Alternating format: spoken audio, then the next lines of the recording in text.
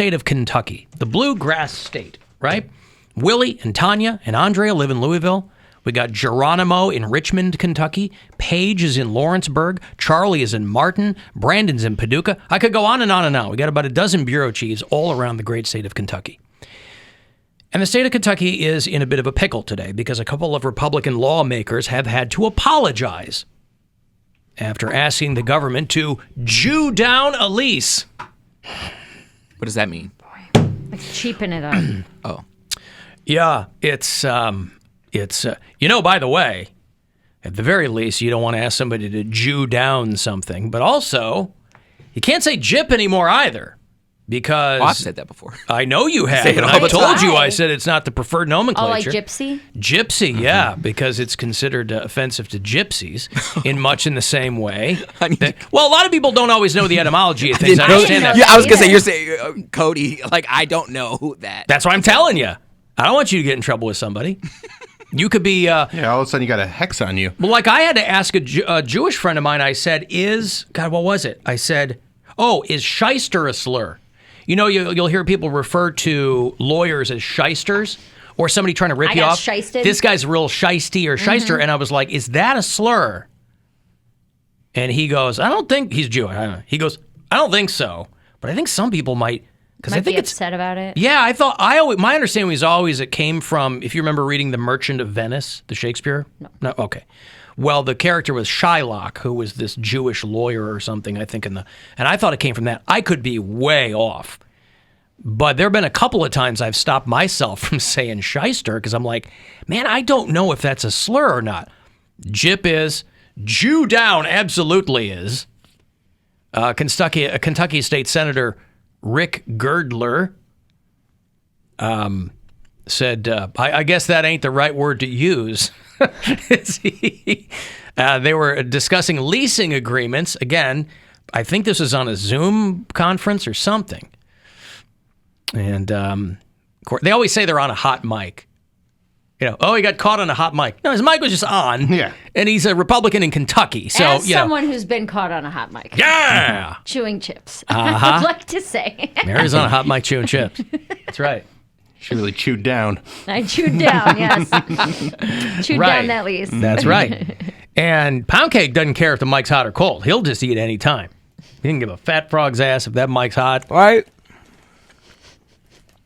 Hold on. I had to finish my gummy worm. See, I thought no one could hear me. He knew people could. He knew. It's part of his authenticality. He's apologizing for it. Yeah. That's right. Hold on. So these two guys have had to, they apologized.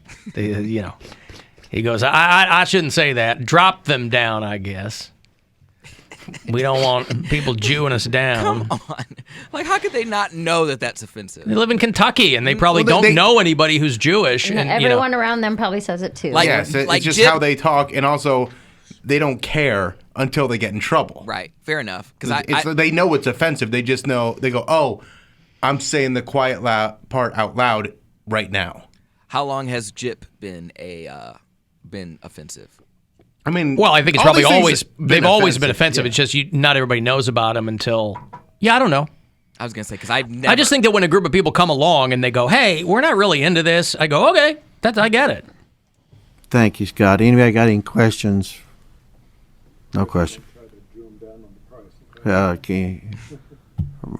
We got a representative up here. See if you could Jew them down a little bit on the price. That ain't the right word to use. You drop them down, I guess. That ain't the right word to use. How are you supposed to say that? Now I'm going to have all the droppers mad at me. Nothing I can do. Can't say nothing anymore. Snoop Dogg's coming after me. He's out there dropping it on a hot mic. Nobody knows. And trust me, it's not like that kind of stuff is confined to Kentucky. These are just the guys who went viral for it today. But, you got to be careful with that. Nah, you ain't going man. Listen, nobody's perfect, right?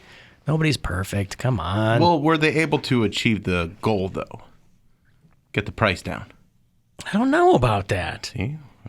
Don't know. I would like to know that, too. Yeah. I mean, yes, they didn't use the right terminology, but was what they were doing to get that price down, was it effective?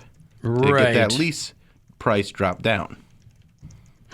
Yeah, I don't know. There was no, after this thing went viral, what they've done here is they've deprived us the information on whether or not they actually got the price down. And what was it for? There's a lease for... I don't know, like a land deal or something, you know? I don't know. Rick Girdler is the guy's name. Somebody, Girdler slurred murder. Alan Jewdown sounds like it could be a fun dance at someone's bar mitzvah. Listen, I've been to a lot of bar and bat mitzvahs, and I don't recall anybody using that phrase. I've never been to a bat mitzvah. Well, you're probably not hanging out with a lot of teenage Jewish girls. I bet MC Wettings, if you put yourself on the map for bar and bat mitzvahs, I bet you could get some of those gigs. Oh, I'm sure I could. I just don't have the time to anymore. But when I was MC Wettings, that's all I was Not doing. even this summer?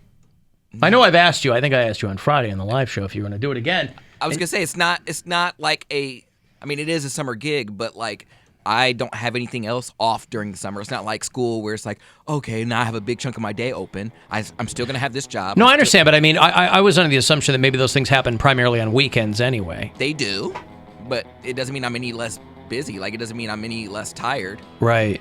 No, nothing's changed.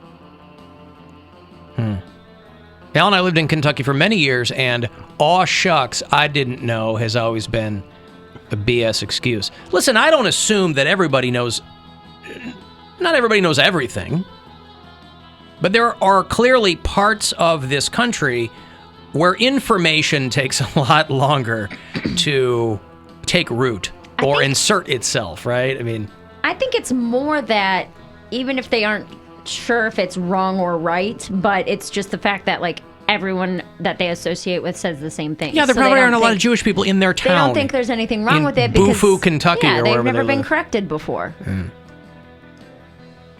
Hey, let me, I do want to get to Kids Corner in a second.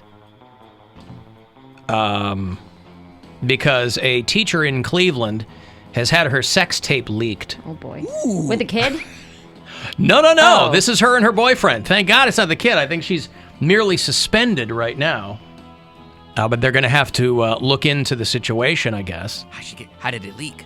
She got a secret OnlyFans or a disgruntled ex-boyfriend? Well, I'm going to play the clip from Channel 5.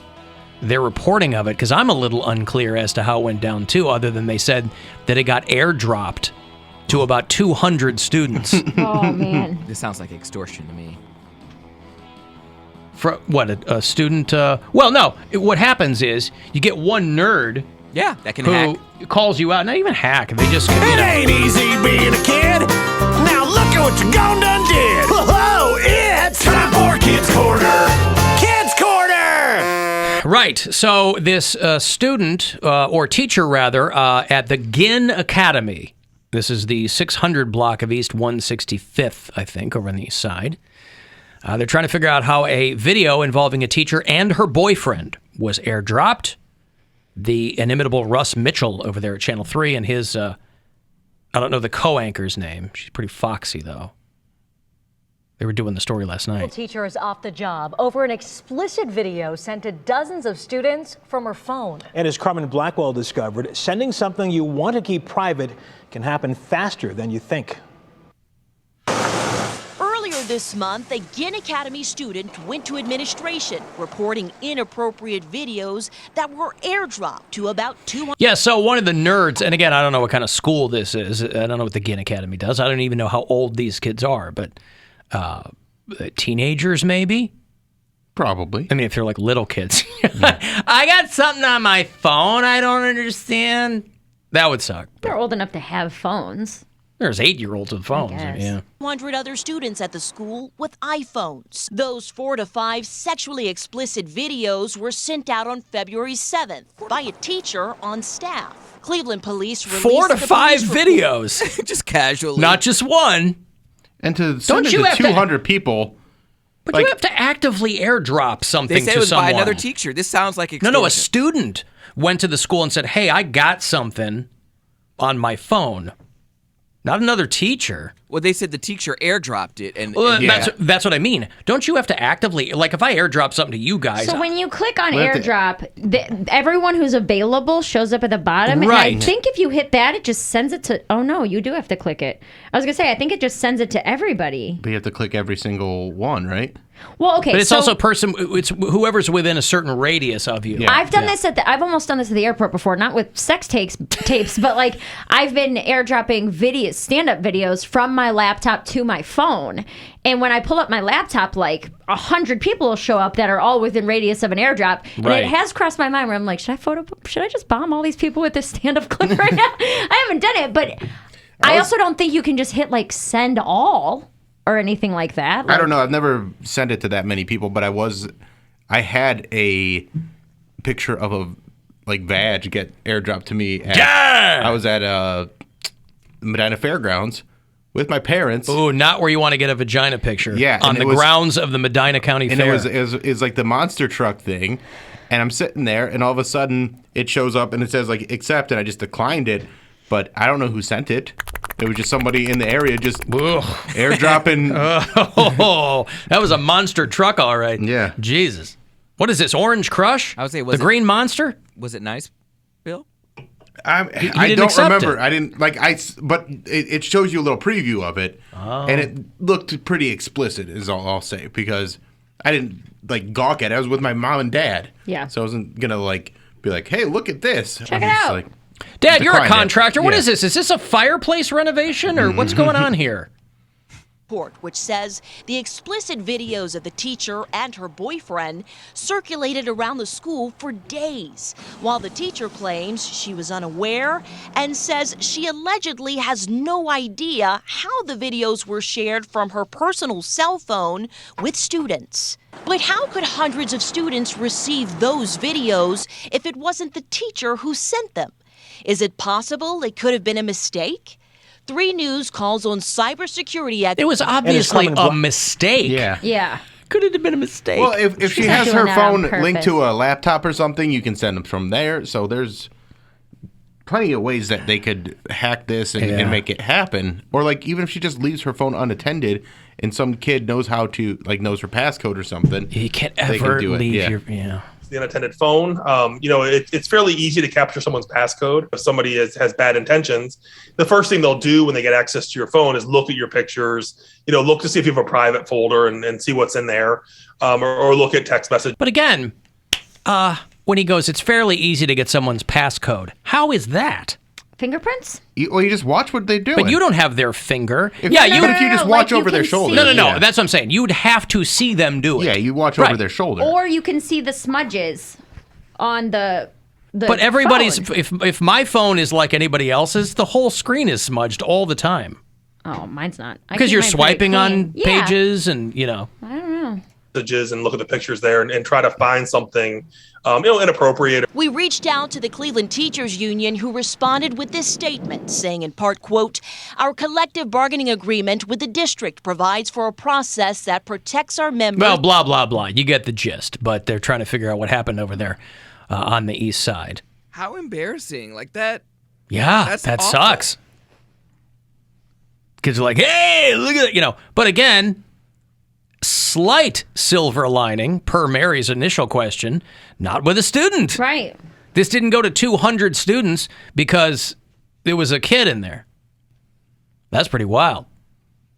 That's man. Is this sexual assault? Huh? Is this sexual assault? I don't think that. No. I think this would be a situation where maybe the teacher would just get fired. Yeah. They go, look, you should have held onto your phone or, whatever. I don't know, but Well, she probably wouldn't want to work there anymore anyway. crazy things going on over the east How do you side. take a teacher seriously after that? Yeah, wow. you never live that down. All of a sudden, everybody wants to take her class. I was going to say, it doesn't make her yeah. any less good at her job. I mean, if she's a but good she teacher. probably doesn't want to be there anymore. No, understood. Whatever, Miss who would? Yabo. What? Yabos, boobs. Why did he throw that one out? That's what they would call her. I don't. Oh, that's what they'd call her. Try to keep up. I can't. I don't listen to the Poundcake during the show. I'm sorry. Why'd you say yabos? I was talking about something. What did you hear? Yabos. Thanks a lot, Poundcake. Also in Kids Corner, tell me, I think this kid's full of crap. A Minnesota mom, 6 years ago, promised her son $1,800 if he would stay off social media for 6 years. That's enough money. This is a mom in Minnesota. The kid was 12 at the time. He's 18 now, and she wrote him a check for $1,800. There's no way this kid stayed off social media for 6 years. He might have. He might have. But Why don't you believe it? But because every kid, you're immediately called naive if you say your kid doesn't do something on social media. Right, but if he's got an incentive and he wants this money, he goes, It's not to say he can't be like looking over a friend's shoulder who has TikTok or something, but if he doesn't have any accounts and doesn't have it on his phone. Looking at airdrop sex videos and stuff. Yes. Yeah. Being 12, I didn't really have a great concept of money yet. So I was like, oh, sick. Yeah, absolutely. I've had it now just kind of in my savings for probably 6 months because I knew at that point, I knew for sure he was going to make it. I might buy a nice old TV, but we're going to buy a good TV.